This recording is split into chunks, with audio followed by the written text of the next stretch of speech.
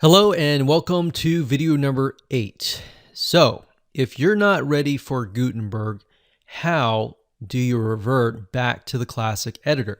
So, like many people, you may not be ready for Gutenberg. In fact, if you do a search for it, you're going to see a huge amount of negative reviews. And this is simply because of the learning curve. It's not necessarily because it's bad. In fact, if you see, it's clearly a lot better than the classic editor in so many ways. But let's say, for example, you have a client who has a website and they just don't want to go over the learning curve and they're editing the site themselves and they're just frustrated and they're like, I want to go back to the classic editor. If that is the case, then I'm going to give you some options. There are two ways for you to switch back to the old classic editor that you may be used to. Number one, option one is to install the classic editor WordPress plugin. And number two, you can disable the Gutenberg WordPress plugin. Now, bear in mind that option one is what most of you are going to implement. Option two, and the reason why I included this was because some of your clients or some websites that might be outdated, that haven't been updated, may be utilizing the Gutenberg WordPress plugin.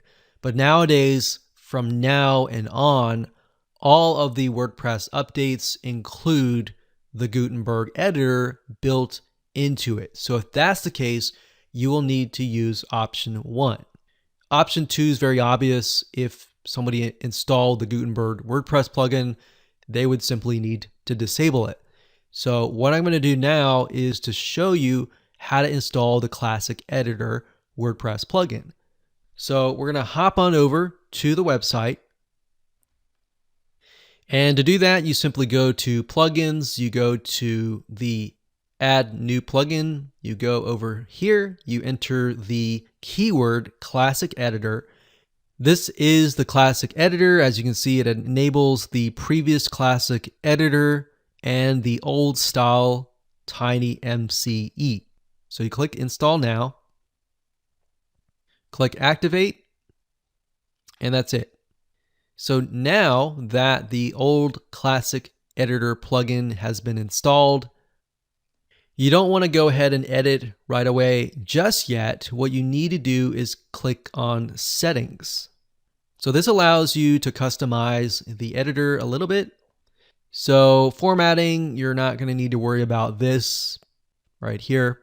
But by default, it'll convert emoticons like the smiley face and all of that to actual graphics.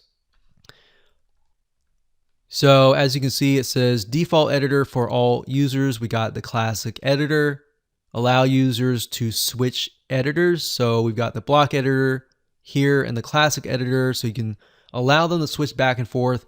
Honestly, if you have clients and they just don't like the editors, I would just disable it, click no, unless they ask you, hey, can you switch it back? Because otherwise it will literally confuse them. So that's it. What we need to do now is simply go back to posts. We click on add new. And there we go. So now we are back to the old classic editor. So if you're used to that, you don't have to worry about the blocks or anything like that. We're back to normal. And that's it. That's how easy it is to revert back to the old classic editor.